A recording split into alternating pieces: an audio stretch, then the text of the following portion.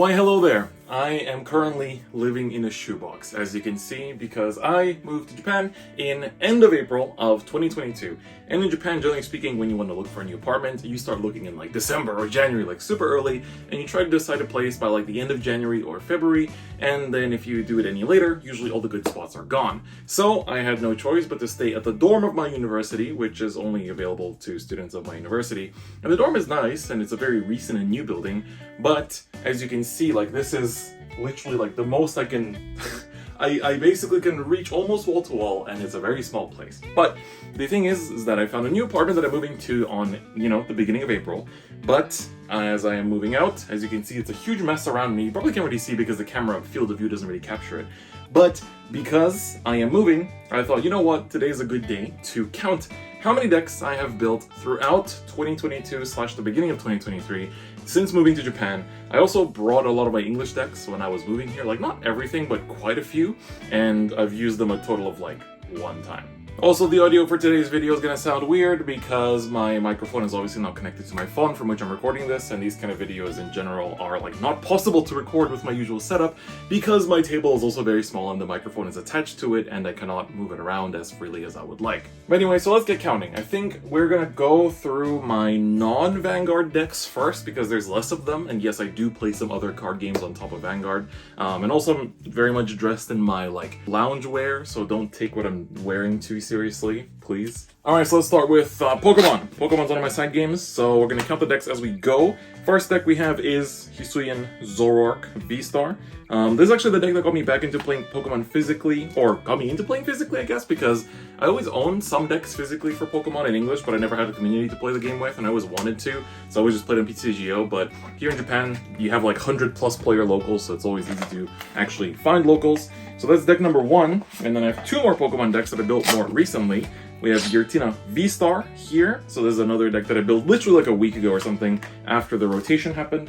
So that is deck number 2, and then the last Pokemon deck we have in here is actually this really nice Pokemon Masters deck box that I was lucky enough to get, which is Miraidon. So this is from, of course, the new series, Scarlet Violet, that I kind of played the most recently. I still really like Zoroark, but it feels like an uphill battle playing it sometimes. Miraidon just feels like very solid and nice. So I keep a lot of my decks in boxes like this, so you can also hear some dice rolling around, but basically if you buy like a Messiah Stride deck set or the Chronojet one, it's the same kind of box, like in terms of size. So I do recommend them. They're really nice for storage, for just like, basically you can fit 2 deck boxes on average, and then like some dice if you want to. So they're cheap because they're cardboard. Obviously they do get damaged, but if you don't really care about that too much, then it's fine. Then let's do Shadowverse Evolve. So this is Bushiroad's new card game that I do play quite a bit. I have Hero Royal, or Hero Sword.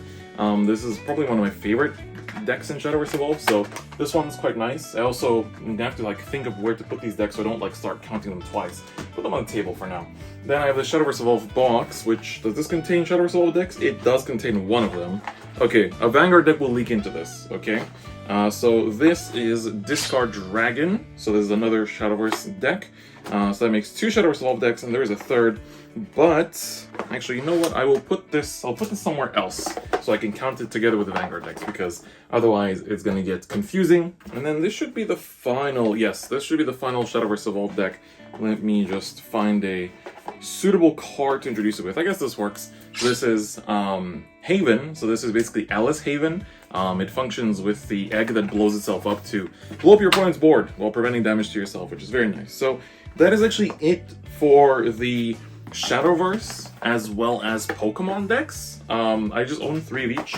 For Shadowverse, I just kind of like main 3 classes and then just interchange the deck build. I think it just kind of works out. Anyway, also if you play Shadowverse Evolve, I recommend picking up dice like this. They're like clear blue and red dice to just like denote the stats. So if you're preparing for Evolve's English release, I do recommend buying that. Now, the other, like, there's 2 more card games I play that basically are not Bushiroad card games, but I do play them quite actively. And I'm trying to remember where I put the decks, because basically, when I moved here, as I said, I didn't have any Japanese Vanguard decks, except for, like, Bruce set 1 and Orphis set 1, so obviously, like, basically nothing. And then the only Japanese card game I played was Fire Emblem Cipher, and Fire Emblem Cipher is a card game that I really love, but I didn't really build too many new decks for it. The only new deck I built, which I just found, is Lucina. So Lucina is, I used to play Crom, and I built Lucina because I just like Lucina a lot. I own a lot of Fire Emblem Cipher decks, but most of them I actually built before moving to Japan, so that doesn't count towards what we're counting today. I have like a total of 5 or 6, so quite a few for a card game that doesn't actually have, like, it doesn't exist technically anymore, it already ended, but there's still locals in Japan for it, like 4 times a week, which is really impressive. Anyway, the final card game that isn't a Bushiroad card game that I play is Digimon, and I'm trying to think. I only own 3 decks in Japanese actually. I'm trying to think where I put them. I think one of them might be in this big Ultimate Guard box. So I got this for my brother for my birthday last year, I want to say. And I just have a few decks in here, and let me check. Nope, this is English that I brought just to re-sleeve. Is it this? No, this is English Messiahs. That is also not going to count. Okay, found one. Jesmon. So this is the first deck I built after moving. Jesmon is fun but bricky, and it actually, like, I bricked so much with Jesmon, it actually turned me off from playing Digimon for a while. Yeah, that's probably why you didn't see so many, like, second channel uploads, is because I literally got tilted off the face of the earth from playing Digimon, because I just bricked with Jesmon so much. I also have like some random stuff sitting here too. Like I have like some sealed Fire Emblem Cipher boxes that I just like keep for a collection that I found for like retail price. Because it's technically a game that doesn't exist anymore, right? So it's like if you find sealed product, like I really love Fire Emblem. So for me, it's like I would just want to collect it for myself. I'm not really like trying to expect it. Like I'm not really in the hopes of like, oh, this will blow up in 10 years. It's like, no, I'm just kind of like, I really like Fire Emblem, so I just want to own it.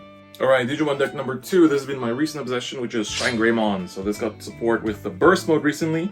I also have this nice, I really like Pokemon deck boxes. You can probably tell by the fact that most of my Vanguard decks are in Pokemon deck boxes too. Do I have a burst mode on me here somewhere? I just want to show you a burst mode, but it's not coming out. No! Shine Greymon, don't fall to the ground, bro. What are you doing? There we go. This just released in Japan. Burst mode. So this is basically what made me build the deck. It's pretty cool. Very strong. Alright, I can't find my 3rd Digimon deck. You're going to have to take my word for it. It's X7. I own an Altar because I really like how Gundam looking it is. But don't know where I put it. I'll probably find it while moving stuff if I decide to look through my decks. But 3 Digimon decks. So we'll just count that to the counter. Add that +1 there. Just take my word for it. Alright, so now we get to the bulk of things. The Vanguard pile. I cannot speak today. So, for Vanguard, let's start from here. So, most of my Vanguard decks are in like big boxes like this, and I have a lot of them. So, here you can see is like 3 decks stacked together, and let's take a look at what they are. So, the first one is Leonorn. This is still a set 6 build. I have not touched this deck ever since. I do want to play it more, but it's just, I guess I'll wait for masks now. Like, it seems okay, but I feel like set 7 Leonorn might be better. Then I have Jiva. Good lord, we're just going down the copium pile here. Jiva is a deck. I actually have some really nice things in this deck too. Like I actually have, it's not like maxed by any means, but I have like 4 VMC Trick Stars and stuff. Like there's some stuff in this deck that I'm like, oh man, why couldn't you be better? And then Orphist, partially because I always liked Orphist, but also just inspired by the recent Worlds. So that's 3+ decks from Vanguard. I'm not gonna like list them by format or anything. I'm just gonna put as whatever I find. We're gonna just go with it. So next we have this Daybreak deck box, Day box. Let's see, here is Premium Dimension Police, first premium deck. So premium DP, of course, I have to have it, no questions asked there. And then one of my very few V premium decks, which is Jewel Knights. Pretty decent deck. It's not Steam Maidens, which I don't own actually. I own a lot of cards for Steam Maidens, but I don't own Steam Maidens as a deck. And then finally, this should be Chronojet. Yeah, so this is just my D. This is the, you know, the standard Chronojet that of course everyone owns, probably, if they're a competitive player. Yeah, I built it. I got my swirlers for super cheap like a year before Chronojet even came out. They used to be like 800 yen. Can you imagine that? Swirlers like $5 at one point. I don't think they were ever that low in English though.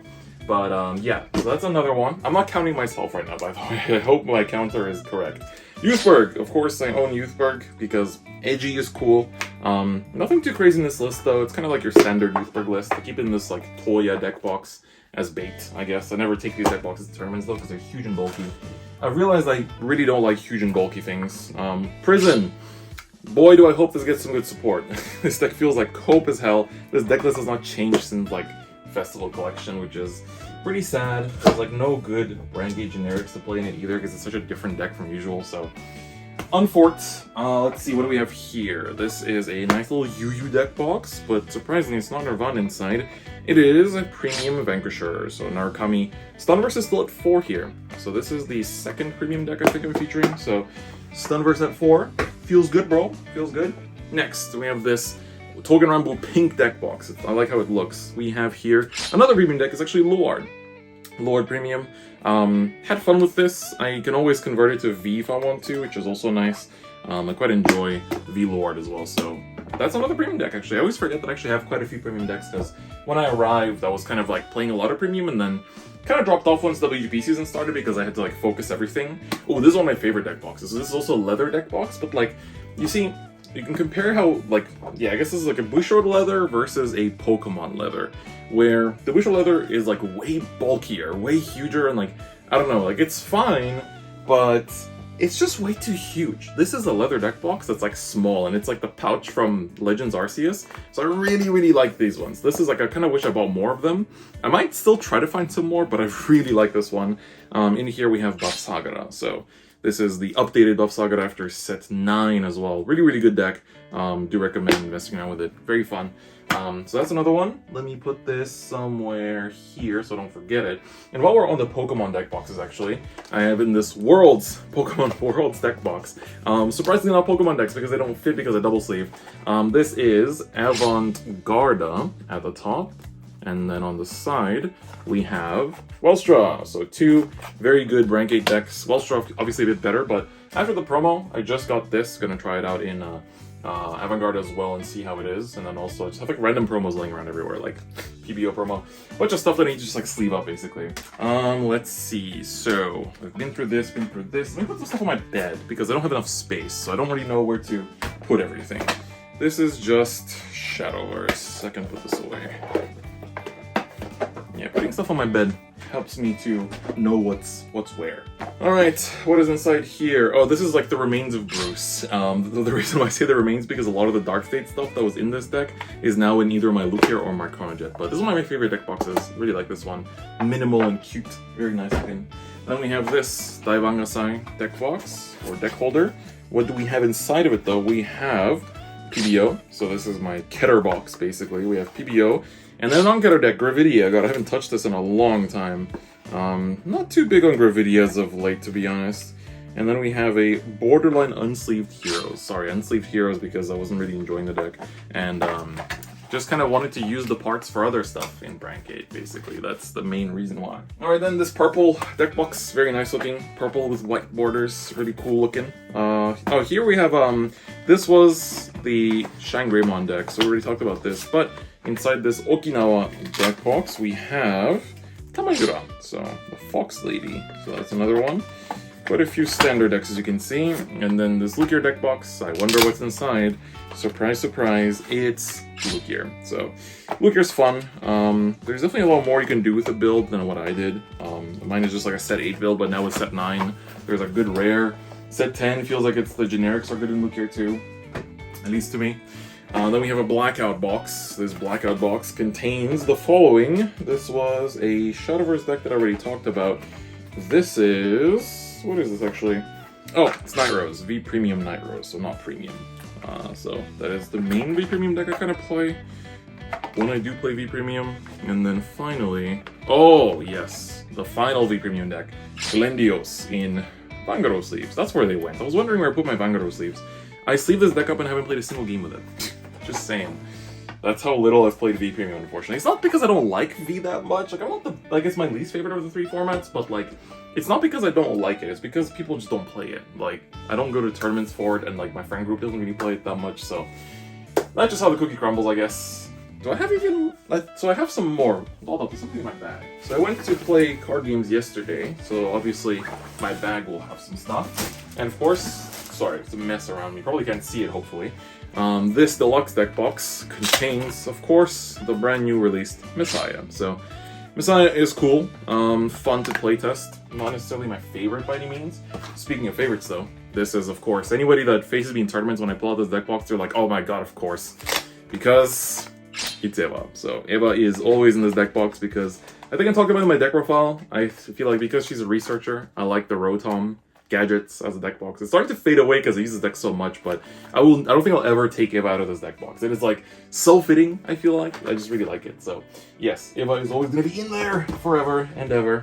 This video is taking longer than I thought. God damn, I guess I do own a lot of decks. What else have I not shown yet? This might be, is this it? Yeah, I think from the newly built stuff, we're actually kind of closing out. So there's like a bunch of stuff that I have cards for, but I haven't sleeved up. So like Minerva, Maelstrom, decks like that I basically own, like Rorowa as well. Like there's a bunch of decks that I like own the cards for, but I haven't sleeved up, so I'm not going to call that a deck because right now it's just like a pile of cards in my storage boxes that I keep there. I'll make a separate video about how I store my cards because actually, quick teaser, these are lifesavers. This is the storage box HG. It's like an HG Gundam, but basically it's like, it fits up to 1,600 cards, so it looks like a shoebox when you put it together, but these things are so good, so amazing, really recommend it. So I store all my cards in these, and basically everything is basically there. Like that's just kind of how I store my stuff. But yeah, I think that's actually for like constructed decks, that might be it. I'm actually surprised, there's less than I thought. That kind of makes me more relieved about my move now. I think I have like Bastion somewhere too, but I don't think that's sleeved up either. I think it's just like I have like a bunch of Bastion parts laying around somewhere. So same for Magnolia. I definitely have a Magnolia deck, but I think I put everything... where did I put that? No, definitely put Magnolia in there. Played a lot of Magnolia when I moved here, so give that +1 count. But I feel like I just unsleeved a bunch of parts and put them into Leonore, so that's probably why I don't find it constructed. But yes, that is basically it. As you can see, I don't own any collab decks. My Stoicheia is very, very low rank, and I'm pretty sure I own every single rad line to a certain capacity. And Keter is also relatively, like, I have like Youthberg and PBO and Bastion, so I feel like it's pretty good. I don't have like Hexorb, and I have Minerva too, just not sleeved up. Should we count the not sleeved up decks? Nah, we'll do that. We'll do this again next year or something. I'll try to follow up on how many decks I build this year. Probably not going to be as much because obviously I moved to Japan and I had to like rebuild my inventory. But anyway, with that, thank you so much for watching, everyone. If you like this video, give it a like, and if you haven't already, please do subscribe. But otherwise, I will see you guys next time. Bye-bye.